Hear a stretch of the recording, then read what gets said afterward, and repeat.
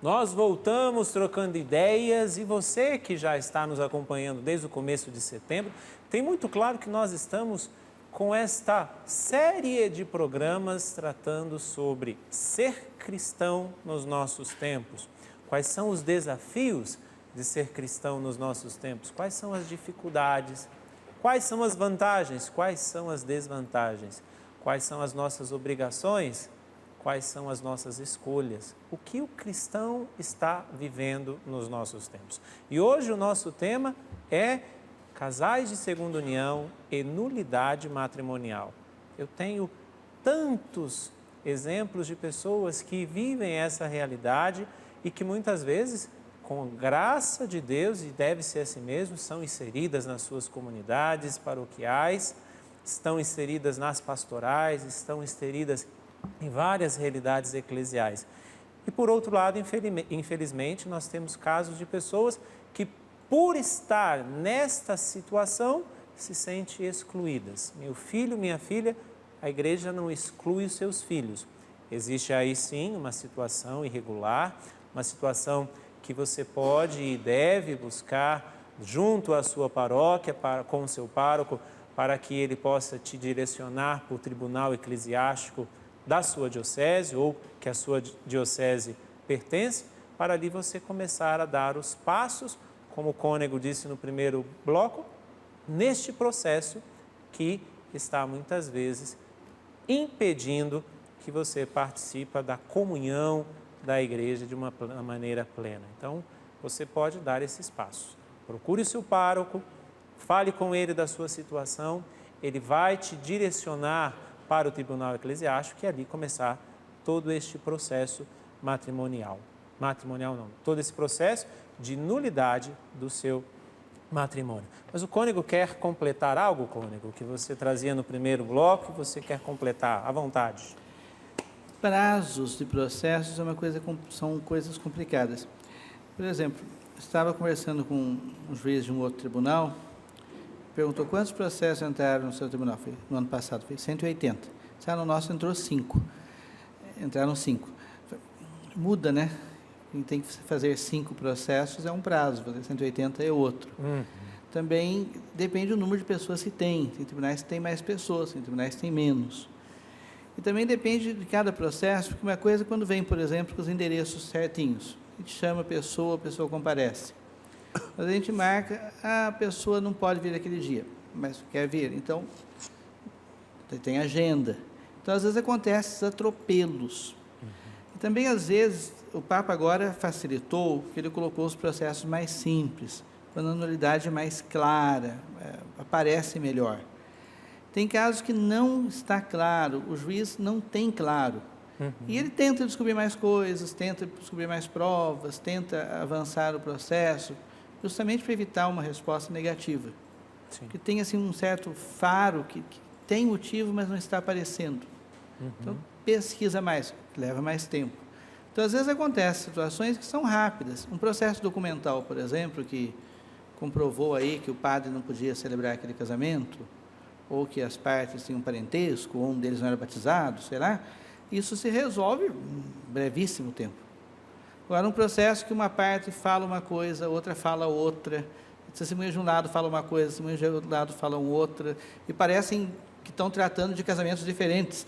Então, até você conseguir chegar a o que é verdade nessa situação toda, vai um certo tempo, e daí manda fazer perícia, faz perícia psicológica, a pessoa contesta. Então, às vezes, tem esses percalços que não tem muito como resolver. Certo. O Papa quer, está correto, a gente tem que tentar, e acho que deu meios agora para acelerar. Mas ainda ficam. Alguns casos são mais fáceis, que a nulidade é evidente. Em alguns casos, a nulidade é difícil de ser aprovada. E é melhor a gente pesquisar e conseguir direito e chegar a uma resposta segura do que, olha, não está aprovado, pronto, é negativo. Entendi. Eu quero fazer uma pergunta para o Jimmy, depois eu não esqueci de você não, viu, Bom, Aline? padre. Você que você está aí com um balde de perguntas já, mas dentro disso aqui, Jimmy, porque muitas vezes a pessoa, ela, no seu matrimônio, quando ela foi casar, né, por quais motivos ela tinha, por quais motivações ela tinha. Ela procurou o cartório da cidade e foi procurar também o padre. Vamos dizer, como se dizia há um tempo atrás, foi procurar o juiz e foi procurar o padre. Por motivos variados, quando separa, ela vai procurar somente o juiz e não vai procurar o padre. Você, na sua experiência de trabalhar com famílias em pé, como que você pode aconselhar as pessoas que hoje vivem nessa situação e que muitas vezes nem sabem que elas precisam procurar o padre também para fazer esse processo? Qual que é o trabalho concreto que vocês fazem em relação a isso com as famílias que vocês já assistem? Justamente, nós fazemos atendimentos pessoais, né? Porque muitas famílias, muitos casais hoje trazem muitas dúvidas com relação a essas realidades, né? Como nós atendemos pessoas, inclusive de casal segunda união, né? E por muitas vezes essas pessoas acabam, em primeiro lugar, ficando desinteressado porque ouviu falar, mas porque ela não foi até a igreja. Primeira coisa que a gente percebe, a primeira coisa que a gente vê é o preconceito que já a pessoa traz. Ela mesma acaba se rejeitando. Ela mesma acaba se excluindo da igreja. Ela mesma acaba se excluindo pelaquilo que a própria família já trouxe dentro de uma tradição, dentro da igreja, né, de uma fé tradicional. Então, ela já acaba se excluindo. A tendência é que a pessoa vai se afastando, não se sente digna, não se sente acolhida, não se sente amada. Então, por isso que muitas vezes o nosso trabalho é de levar essas famílias, né, a ter um encontro pessoal com Deus. As pessoas hoje, elas precisam ter este encontro com o amor de Deus. Elas muitas vezes, por ter sido julgadas, condenadas entre a própria família, entre os pais, mães, os parentes ali próximos, acaba julgando, acaba apedrejando, fazendo com que aquela pessoa se sinta excluída. Aí não acontece apenas a separação com o marido ou a esposa, mas com toda a família. Mas com toda a família, né? Então, justamente a gente leva aquele casal, aquela pessoa, né, o parceiro, a parceira, a tomar consciência, né, dessa realidade que a igreja acolhe, a igreja ama, existe lugar para ela na igreja, né?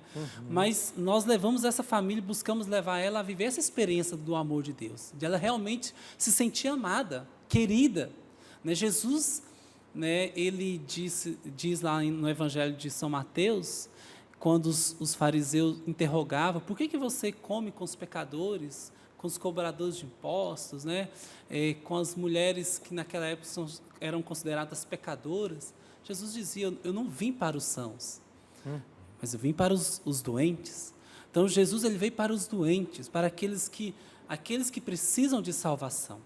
Então, mais do que nunca, essa pessoa que é casal de segunda união, que vive essa situação dolorosa de uma separação, que, como você disse, muitas vezes procura apenas o juiz para ver o divórcio, Sim. mas não procura um sacerdote, né? Então, ela precisa ter este encontro com Deus, e muitas vezes o próprio sacerdote vai promover isso, dizer, minha filha, às vezes a pessoa ela precisa apenas ser escutada naquele momento, e ela precisa, naquele momento, depois que foi escutada, e dizer, o mundo não acabou, a sua vida continua. Você tem uma família, você tem filhos, né? Às vezes a gente pega a situação, né, em que o casamento rompeu, né, e que eles se divorciaram e tudo. A gente pega a situação em que, quando a gente vai rezar com eles, essas pessoas voltam a amar a vida, porque eles perderam o brilho da vida, o brilho de ter uma família. Então, quando a gente acolhe essas pessoas, a gente vai na casa delas, elas se sentem acolhidas e amadas. Teve pessoas que disseram assim para mim, olha, eu não conhecia esse lado da Igreja Católica, eu não conhecia esse lado. falei, não, meu irmão, a igreja ela é isto. A igreja ela ama. Jesus ele veio para os doentes. Então, vale a pena, né? Você trouxe o exemplo de procurar o padre, mas graças a Deus que a igreja hoje, ela caminha, ela tem uma estrutura para acolher essas pessoas na pastoral da segunda união. Sim. Que vai fazer com que aquela pessoa, ela entenda o que é, primeira coisa, ser um casal de segunda união. Porque também, né, graças a Deus, a igreja, as coisas dessas são ordenadas. Não é de qualquer forma que a pessoa é considerada um casal de segunda união. Não. Para ser casal de segunda união, também, ela precisa ter uma vida, né? A igreja ela pede que ela tenha um casamento civil, que se casem civilmente. Ela precisa também... Um relacionamento estável. Um relacionamento estável, né? Sim. Ela precisa também, ali, ter uma vida de santidade e de fidelidade à sua parceira, né? Para constatar que ali existe um casamento de segunda união, porque todo casamento ele tem que ter estabilidade. Né? Aonde não tem estabilidade, como a igreja pode até declarar que é um casamento de segunda união? Uhum. Então, graças a Deus, a pastoral de segunda união vai poder orientar isto a essa pessoa, para também dar passo nesse sentido, para também, o que nós vemos hoje? Muitos fiéis, né, eles vivem na angústia, não sabem nem como dar passos nesse sentido. E quando ela recebe um aconselhamento de um padre, vai apaziguando o coração daquela pessoa. Aquele coração, ela vai experimentando a misericórdia, porque o trabalho justamente da pastoral de segunda união é de fazer o papel da acolhida e da misericórdia. A igreja, ela é misericordiosa. Quem somos nós para rejeitarmos fulano, ciclano? Não, nós não somos, nós não podemos rejeitar, né? Nós temos que acolher. Então a igreja, existe espaço para todos. A igreja ela não quer perder ninguém. A igreja quer acolher a cada um. Por isso, meu irmão, minha irmã, você que está na sua casa, você que vive a situação, né? Não procure apenas o divórcio, né? Não vai somente até um juiz, mas vai à igreja. Busque no padre, busque na pastoral de segunda união, pessoas que estão capacitadas, treinadas, que têm a capacidade de orientá-lo a você a encontrar o seu lugar dentro da igreja. Você não é nem menor e nem maior. Existe o seu lugar na igreja. Muito obrigado, Jimmy. Eu quero trazer aqui algo muito claro, reforçando isso que você trouxe, para que as pessoas busquem mesmo. Busque. Não fique na ignorância e também não fique achando que você não faz parte mais da igreja. Busque conhecimento. Por isso que nós estamos aqui trocando ideias sobre este assunto. Nós estamos aí quase às portas do Jubileu da Misericórdia. Sim. Né? E o Papa tem falado tanto neste rosto da misericórdia que a igreja tem que ser. Né? Então, busque realmente. Claro, é uma situação que ainda precisa ser verificada, ser direcionada para um tribunal eclesiástico, para isso, para aquilo, mas o importante é que você não fique no seu achismo e se você realmente quer participar da vida plena, da comunhão plena da igreja, como participar dos outros sacramentos, principalmente da Eucaristia e da reconciliação, busque saber o que realmente aconteceu com a sua vida, o seu processo, onde ele vai dar, mas o importante é que você saiba que sendo filha da igreja, a igreja que é mãe, ela não vai te abandonar, nem deixar você morrendo de fome do lado de fora da porta. Busque. Mas eu vou aqui com a Aline. Aline, eu lembrei de você. Aline. Bom, Ufa, Aline. Jogue, não todas as perguntas, não o balde de uma vez, mas jogue uma pergunta, Aline. Vou começar pela pergunta do Padre Márcio, aqui da comunidade Canção Nova. Olha. Ele está assistindo o programa com o Bem-vindo, padre. Marcos Que bom Valadares. que o senhor está aqui. Ele que celebrou o batizado, né? Ele que celebrou o Da batizado, Gabriela. verdade. E é uma pergunta que mais de uma pessoa já fez aqui na internet, inclusive o Pedro Marim, então acredito que a resposta já vai endereçar mais de uma pessoa. O moto próprio em que o Papa apresentou para a Igreja sobre a nulidade matrimonial é recente. Os tribunais eclesiásticos, na prática, já seguem essas novas orientações, como o tribunal que o cônego trabalha? Como tem sido essa atualização pelos tribunais? O ato próprio tem uma vacância de 3 meses. Foi promulgado 8 de setembro, para ser aplicado a partir de 8 de dezembro.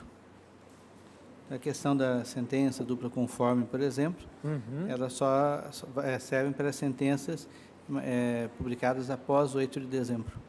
Nesse tempo, então, os tribunais, poderíamos dizer que eles estão se Vaca- preparando na para vacância. essa realidade. Muito bem, obrigado. Respondida. Aline. Uma mulher que pede para não ser identificada nos escreveu: tenho uma filha de 9 anos e há 5 anos estou separada. Meu ex-marido tem uma namorada desde então. Sei que a igreja entende melhor os casais de segunda união e os acolhe, mas como eu fico diante disso, não me sinto à vontade para andar com os solteiros e não tenho espaço entre os casais. Qual é o meu lugar na igreja? Dime, Olha, qual o lugar dessa senhora na igreja? essa realidade, nós sabemos que ela é delicada. Primeiro porque a pessoa, ela acaba contraindo um complexo de inferioridade, né? Nós, no Famílias em Pé, quando eu atendo os casais, quando eu atendo pessoas assim que estão vivendo essa situação, que está passando pelo sofrimento, que separaram dela, que foi abandonada para que, né, no caso dessa mulher, né, dessa senhora, o esposo hoje tem uma outra família e ela tem uma filha de 9 anos, né? Então, ela acaba atraindo nela um complexo de inferioridade muito grande. Então, uma das primeiras coisas que eu começo dizendo a você, minha irmã, nós trabalhamos muito aqui a questão da cura interior. Claro que você carrega uma ferida muito grande, né, por sentir menor diante da escolha que seu marido fez, né? Mas nós não podemos parar na nossa fraqueza. Nós precisamos, como igreja, ir dando passo, buscando a cura. Você precisa buscar a sua cura interior. Você precisa buscar grupos de oração. Você pode buscar pessoas que ajudem no aconselhamento. Porque, olha, padre, eu confesso para o Senhor, hoje, acompanhando família, a gente vê que é delicado. Né? Quem acompanha, a gente precisa ter muita paciência, porque o emocional se torna muito estável, né? Então, uma hora consegue dar passo, outra hora não. Então, primeiro, outra coisa que eu digo já para essa pessoa, não se cobre. Não se cobre e nem se julgue pelo aquilo que você não consegue fazer. Mas, é claro, dê passo, procure também o auxílio da sua família, né? Busque pessoas da sua família, né? Se você tem mãe, tem pai, se você tem irmão, né? Busque os seus amigos, para que você possa se envolver novamente, né? A voltar a ter relacionamento. É claro que eu não sei o tempo, né, que aconteceu a situação de separação, mas eu posso dizer, padre, olha, eu sou testemunho de uma realidade em que meus pais são separados. Meu pai hoje está no 3º relacionamento e minha mãe sofreu essa situação. E foi muito doloroso. Onde minha mãe se apoiou nesse tempo? Conosco, os filhos. Né? Nós fomos o apoio. Nós levamos...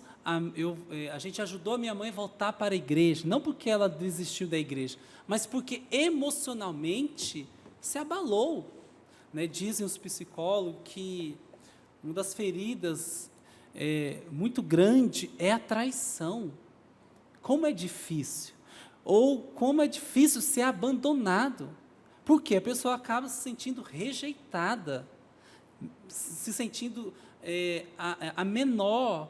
a pessoa que não que se sente não amada pelaquela pessoa que ela amava. Então, é uma situação muito delicada. Então, minha irmã, não se cobre nesse sentido de...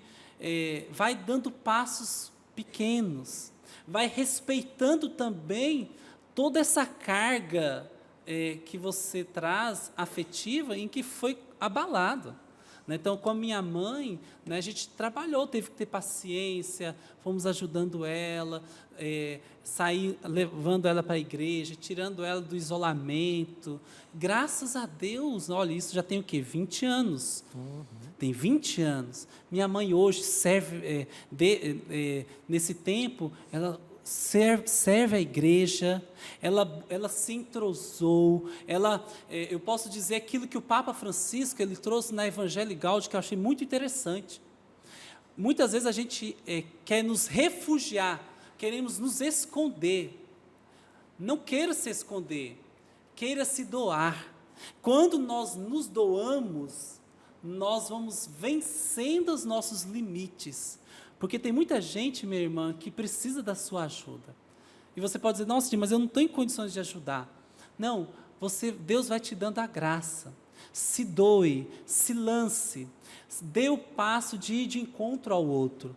E você vai ver que você vai superar esse sentimento de abandono, de solidão. Claro, precisa, às vezes, até passar por um psicólogo? Precisa. Né? Precisa, às vezes, até passar por um psiquiatra? Precisa. Dependendo do grau, depende da resposta que o seu organismo, o seu psicológico dá, você talvez precisa desses profissionais. Mas uma coisa eu te digo, você precisa, mais do que nunca, de estar inserido na igreja. Precisa ser uma mulher de oração, uma mulher que está apoiada a pessoas de Deus, que vai te ajudar a sair dessa condição de negativismo. Muito bem. Eu quero entrar dentro do que você está dizendo, fazer uma pergunta aqui para o Cônego, em relação a isso, não esqueci você, Aline, não, mas só para nós continuarmos aqui, que eu creio que sejam várias perguntas também ali. Vamos supor que esta senhora, não é o caso dela, mas vamos supor que essa senhora agora tenha um outro relacionamento. Porém, o seu marido, seu ex-marido, não quer essa coisa de tribunal eclesiástico, não quer essa coisa de nulidade. Uma das partes quer, a outra não está nem aí. É possível acontecer isso ou os dois têm que ir buscar? Não, é bastante comum que uma das partes entre e a outra parte não se interesse. Às vezes nem compareça. O que é importante é que se consiga comunicar a outra parte que está acontecendo um processo. Também não é indispensável, tem realmente pessoas que desapareceram, né? Mas é útil, muito útil, pelo menos a comunicação à outra parte, e melhor ainda quando a outra parte comparece, porque daí forma melhor a compreensão da história, da situação. Entendi. Então, um processo no qual uma parte só comparece, às vezes a percepção da história não brota tão claramente. E também, infelizmente, às vezes fica mais sujeito à fraude. Né? Então, fica mais sujeito à fraude. À fraude. Então, o caso assim que não é suportável, aliás, da nulidade insanável de sentença, é quando se esconde propositalmente do outro lado que se está fazendo o processo. Se isso aparece, a sentença pode ser anulada, né? A sentença pode ser anulada. Porque é um direito que a pessoa tem de saber, e ela até deveria participar, mas se ela não participa, não quer participar, mas ela tem direito de saber que a outra pessoa está entrando com aquela ação. Eu falo isso porque muitas vezes o caso, vamos supor, a pessoa toma consciência de que, ela vai tomar a consciência de que ela pode buscar no tribunal eclesiástico a nulidade matrimonial depois de 20 anos, ou até mais, né? Esse é um caso. O outro caso é, às vezes, que a outra parte, seja o marido, seja a esposa, nem católico seja, ou não esteja muito preocupado com a religião. Aí vai falar, não, nós já fizemos o divórcio, então agora esse negócio de igreja não é comigo mais, não estou. Sim, é bastante comum. Que a pessoa não queira participar, é bastante comum. Só dizer uma coisa, também é assim, desculpa falar mas às vezes não é bom idealizar muito a segunda união. Às vezes a pessoa pode encontrar também um caminho de realização sozinha. Tem muitas pessoas que ficam viúvas que poderiam se casar, porque são viúvas, estão livres e não querem. Até nós falando a ordem das viúvas, tudo. Sim. É bom não idealizar também muito a segunda união, porque um novo relacionamento não é garantia de felicidade. Só tem que olhar assim, a vida tem suas dificuldades, etc. Às vezes fica com uma imagem um pouco, se fosse, mas aí fica... Tá, joia. Muito bem. Tem perguntas? Você está trocando ideias? Nós estamos chegando até você, até a tua situação. Eu tenho aqui este livro do Frei Bruno Varriando. Ele traz aqui, Na Escola de Nazaré, Tornando Sagrada a Minha Família. Este livro, ele traz, nos nossos tempos, especialmente por conta da emotividade de milhares e falsos sentimentos, ele torna a vida familiar muito mais simples e muito melhor para ser vivida, trazendo principalmente os ensinamentos da família de Nazaré, os ensinamentos da Sagrada Família, Jesus, Maria e José. Então você, para a família, eu sempre gosto de dizer que família nós não precisamos defendê-la, nós precisamos promovê-la. E aqui o Frei Bruno, ele traz muitas lições de Nazaré para que nós possamos promover a nossa família. E você pode adquirir este livro ligando agora, 0 código da operadora 12 31 86 26 00, 12 31 86 26 00, ou acessando a nossa loja virtual, loja.cançãonova.com, loja.cançãonova.com, na Escola de Nazaré, Frei Bruno Varriano. E nós voltamos daqui a pouquinho, trocando ideias.